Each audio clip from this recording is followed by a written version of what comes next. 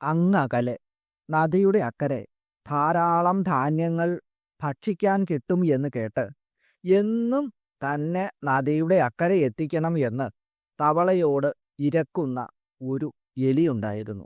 കടവ് കടത്താൻ വീണ്ടും വീണ്ടും എലി തവളയോട് സഹായം ചോദിച്ചുകൊണ്ടിരുന്നു. എന്നാൽ തവളയ്ക്ക് നിസ്സഹകരണ ഭാവമായിരുന്നു എലിയോട് പ്രകടിപ്പിച്ചത്. ശല്യപ്പെടുത്തുന്നത് അവനിഷ്ടമല്ലായിരുന്നു. വളരെ മൂശേട്ടയായിരുന്ന അവസരത്തിൽ എലി ഒരിക്കൽ കൂടി തന്നെ നദിയുടെ മറുകരയിലേക്ക് കൊണ്ടുപോകണം എന്ന് തവളയോട് ആവശ്യപ്പെട്ടു. "ഓ, ഒന്നിനും കൊള്ളാത്ത എലി, നീ വീണ്ടും എന്നെ ശല്യം ചെയ്ത് ഭ്രാന്ത് പിടിപ്പിക്കുകയാണോ? ഞാൻ നിന്നെ അക്കരെ എത്തിക്കാം. പക്ഷേ എത്രയും പെട്ടെന്ന് ഒരു ചരട് കൊണ്ടുവരണം. എന്നാൽ നമുക്ക് കാലുകൾ പരസ്പരം കൂട്ടിക്കെട്ടാൻ കഴിയും. എന്നാൽ മാത്രമേ നീ മുങ്ങിപ്പോകാതെ അക്കരെ എത്താൻ സാധിക്കുകയുള്ളൂ." തവള അവനു വേണ്ടി എന്താണ് ആസൂത്രണം ചെയ്തിരിക്കുന്നത് എന്ന് മനസ്സിലാക്കാതെ എലി ഓടി നടന്ന് ഒരു ചരട് സംഘടിപ്പിച്ചു. അവൻ ചരടിൻ്റെ ഒരറ്റം തൻ്റെ കാലിലും മറ്റേ അറ്റം തവളയുടെ കാലിലും കൂട്ടിക്കെട്ടി തങ്ങളെ സുരക്ഷിതരായും വിജയികളായും അക്കരെ എത്തിക്കണം എന്ന് ഈശ്വരനോട് പ്രാർത്ഥിച്ചു. "നിനക്ക് ഞാൻ നല്ല ഒരു വിരുന്ന് ഒരുക്കുന്നുണ്ട്. നല്ല നേരത്താണ് നീ എൻ്റെ കയ്യിൽ വന്ന് പെട്ടത്. നദിയുടെ അടിത്തട്ടിലേക്ക് ഞാൻ നിന്നെയും കൊണ്ട് നീന്തും." ഇങ്ങനെ കരുതിക്കൊണ്ട് തവള നദിക്ക് കുറുകെ നീന്താൻ തുടങ്ങി.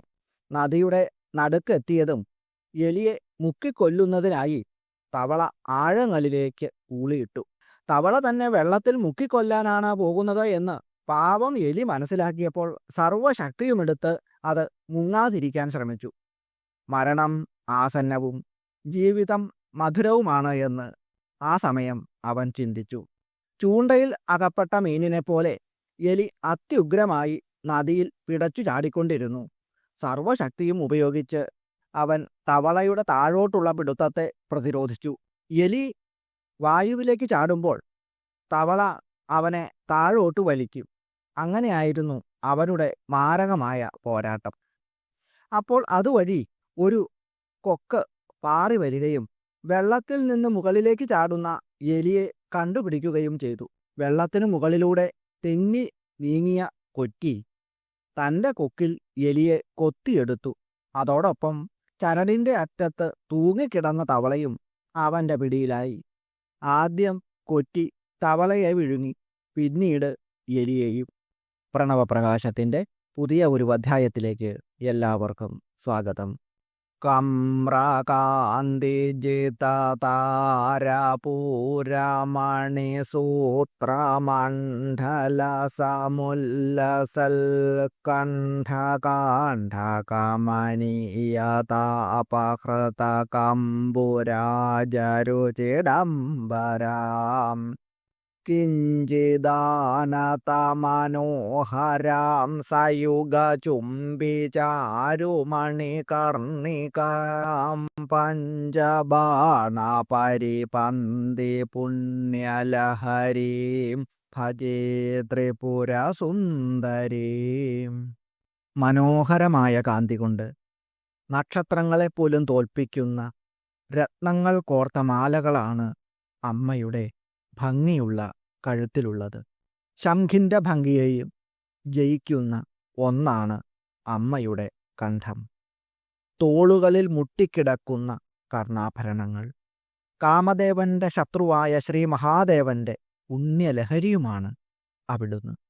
അപ്രകാരമുള്ള അമ്മേ, എൻ്റെ ത്രിപുര സുന്ദരീ ദേവി, ഞാൻ അവിടുത്തെ ശരണം പ്രാപിക്കുന്നു. ഹ്രീമതി എന്നതാണ് വശിന്യാദി വാഗ്ദേവതകൾ ലളിതാ സഹസ്രനാമത്തിൽ 302 നാമമന്ത്രമായി നമുക്ക് നൽകുന്നത്. ലജ്ജയുള്ളവൾ എന്നാണ് ഈ നാമമന്ത്രത്തിൻ്റെ അർത്ഥം. ലക്ഷ്മീ ലജ്ജേ മഹാവിദ്യേ ശ്രദ്ധേ പുഷ്ടി സ്വധേ ധ്രുവേ മഹാരാത്രി മഹാമായേ നാരായണീ നമോസ്തുതേ. ലക്ഷ്മി ശ്രീ ഭഗവതിയുടെ രൂപത്തിൽ വർത്തിക്കുന്ന അമ്മേ. ലജ്ജേ, ലജ്ജാസ്വരൂപിണി. ലജ്ജ എന്നാൽ നാണം. നാണക്കേടുകൊണ്ട് മോശമായ കാര്യങ്ങൾ ചെയ്യാതിരിക്കുന്നത്. ഉദാഹരണം, മോഷണം, പിടിച്ചുപറി തുടങ്ങിയ അധർമ്മങ്ങളിൽ നിന്നും നാണക്കേടുകൊണ്ട് പിന്മാറുന്ന അവസ്ഥ ഉണ്ടാക്കുന്നത് അമ്മയാണ് എന്ന് അർത്ഥം. മഹാവിദ്യേ, മഹാവിദ്യയുടെ രൂപത്തിൽ ഉള്ള അമ്മേ. മഹാവിദ്യയ്ക്ക് ഒരു ഉദാഹരണമാണ് ഉപനിഷത്തുകൾ. പരമാത്മ ദർശനത്തിന് മാർഗമാകുന്ന അറിവിൻ്റെ രൂപത്തിൽ ഉള്ള അമ്മേ. ശ്രദ്ധേ, ധാർമ്മികമായ കാര്യങ്ങൾ ചെയ്യുന്നതിനുള്ള താൽപ്പര്യമാകുന്ന സ്വരൂപത്തോടു കൂടിയ അമ്മേ. മഹാമായേ, സമസ്ത ജഗത്തിനും കാരണമായിട്ടുള്ള അമ്മേ. പുഷ്ടി, പോഷിപ്പിക്കുന്ന അമ്മേ. സ്വധേ, പിതൃക്കൾക്ക് സന്തോഷം നൽകുന്ന സ്വധ എന്ന ദേവീരൂപത്തിൽ വർത്തിക്കുന്ന അമ്മേ. ധ്രുവേ, ശാശ്വതേ എന്നും നിലനിൽക്കുന്ന ആദിമധ്യാന്തങ്ങളൊന്നുമില്ലാത്ത അമ്മേ. മഹാരാത്രി, മഹാപ്രളയത്തിൻ്റെ രൂപത്തിലുള്ള അമ്മേ. നാരായണി തേ നമ അസ്തു. അല്ലയോ നാരായണീ ദേവി, അവിടേക്ക് നമസ്കാരം. അല്ലയോ നാരായണി, അല്ലയോ ലക്ഷ്മി, അമ്മേ ദേവി, അവിടേക്ക് നമസ്കാരം. ലജ്ജാരൂപത്തിലുള്ള അമ്മേ നാരായണീ ദേവി, അവിടേക്ക് നമസ്കാരം. പരമാത്മദർശനത്തിന് വിഷയമായ അറിവിൻ്റെ രൂപത്തിലുള്ള അമ്മേ നാരായണീ ദേവി, അവിടേക്ക് നമസ്കാരം. ശരീരാദി അവയവങ്ങളെ പോഷിപ്പിക്കുന്ന അമ്മേ ദേവി, അവിടേക്ക് നമസ്കാരം. സ്വധ എന്ന ദേവിയുടെ രൂപത്തിൽ പിതൃക്കൾക്ക് സന്തോഷം നൽകുന്ന അമ്മേ ദേവി നാരായണി, അവിടേക്ക് നമസ്കാരം. ബ്രഹ്മസ്വരൂപിണിയായി ശാശ്വതമായി എന്നും നിലകൊള്ളുന്ന ആദിമധ്യാന്തങ്ങളൊന്നുമില്ലാത്ത അമ്മേ ദേവി നാരായണി, അവിടേക്ക് നമസ്കാരം. മഹാപ്രളയ രൂപത്തിലുള്ള നാരായണീ ദേവി, അമ്മേ അവിടേക്ക് നമസ്കാരം. സമസ്ത ജഗത്തിനും കാരണമായ മഹാമായാരൂപത്തിലുള്ള അമ്മേ ഭഗവതി നാരായണീ ദേവി, അവിടേക്ക് നമസ്കാരം. ദേവി മഹാത്മ്യത്തിലെ നാരായണീ സ്തുതിയിൽ ഇതുപോലെയുള്ള 16 മന്ത്രങ്ങളാണ് ഉള്ളത്. എല്ലാത്തിൻ്റെയും അർത്ഥം ഈ രീതിയിലാണ് മനസ്സിലാക്കേണ്ടതും പഠിക്കേണ്ടതും. ശ്രീമതി എന്ന നാമമന്ത്രത്തിന് പെട്ടെന്നൊന്നും അമ്മ പ്രത്യക്ഷപ്പെടുന്നതല്ല എന്നും ഒരു ധ്വനി ഉള്ളതായി വ്യാഖ്യാതാക്കൾ പറയുന്നുണ്ട്. പതിവ്രതയ്ക്ക് അലങ്കാരമാണ് ലജ്ജ. മഹാകാമേശ്വരൻ്റെ പതിവ്രതയായ പത്നിയാണ് മഹാകാമേശ്വരിയായ ലളിതാ ത്രിപുരസുന്ദരീ ദേവി. അതുകൊണ്ട് അന്യരിൽ നിന്നും അമ്മ അകലം പാലിക്കുന്നു. ഭക്തരാകുന്ന മക്കൾക്ക് മുന്നിൽ അമ്മ എപ്പോഴും ദർശനം അരുളുകയും ചെയ്യുന്നു. ഓം ഹ്രൈമത്യൈ നമഃ. ഓം ഓം ഹ്രൈം ഹ്രൈമത്യൈ നമഃ. ദേവി മാഹാത്മ്യത്തിലെ നാരായണീ സ്തുതിയിലുള്ള മന്ത്രം കൂടി ചേർത്ത് ഈ മന്ത്രം 21 പ്രാവശ്യം ചൊവ്വ, വെള്ളി എന്നീ ദിവസങ്ങളിൽ ജപിക്കുക. ധാർമ്മികമായ പാതയിലൂടെ സഞ്ചരിക്കുവാൻ ഏതൊരു വ്യക്തിയെയും പ്രാപ്തമാക്കുന്ന അതിദിവ്യമായ ഒരു മന്ത്രമാണ് ഇത്. വാഗ്ദേവതകൾ നൽകുന്ന അടുത്ത നാമമന്ത്രമാണ് ഹൃദ്യ എന്നത്.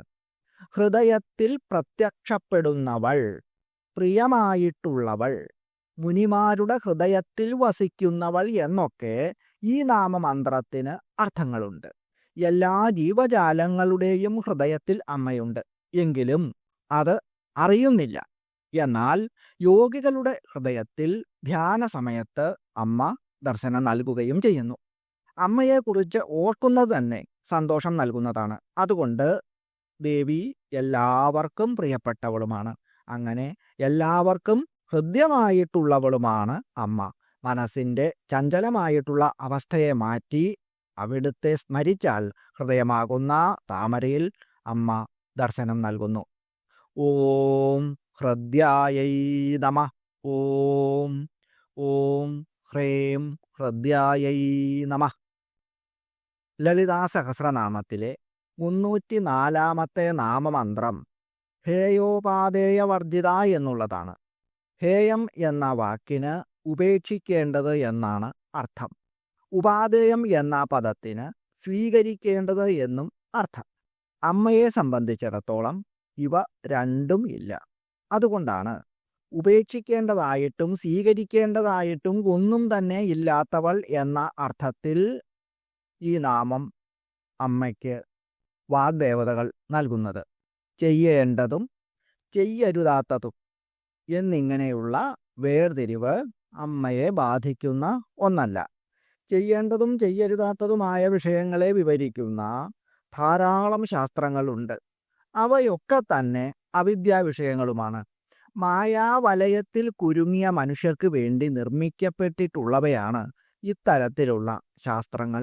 അമ്മയുടെ പ്രേരണ തന്നെയാണ് ഈ നിയമങ്ങൾക്കൊക്കെ കാരണമായിട്ടുള്ളതും. അമ്മ ആ നിയമങ്ങൾക്ക് വിധേയയായിട്ട് പ്രവർത്തിക്കുകയും ചെയ്യുന്നുണ്ട്. എന്നാൽ തെറ്റും ശരിയും നിവൃത്തിയും സ്വീകാര്യവും നിഷേധവും ഒന്നും തന്നെ അമ്മയെ സംബന്ധിച്ച് ബാധിക്കുന്നതേയല്ല.